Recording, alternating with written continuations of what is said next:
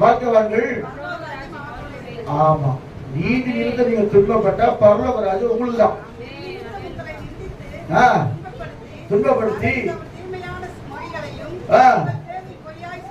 சொல்லாதனால் பாக்கியவான்களா இருப்பீர்கள். சந்தோஷப்பட்ட களி கொடுங்கள், பரலோகத்தில் உங்கள் பலன் மிகுதியா இருக்கும். அப்ப உங்க பாக்கியவான்களா கர்த்தர் தெரிந்து கொண்டா இந்த பாதையில் தான் போகணும்.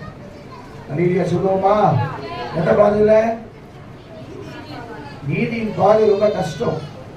அந்த பாதையில போகும்போது தான், ஆனா முடிவு மகிமையான கிரீடம் நமக்காய் காக்கப்பட்டிருக்குது. அவனை கவலைப்படாது, எல்லாவற்றையும் கர்த்தர் உனக்கு கொடுத்து ஆஸ்வதிக்க போறார்.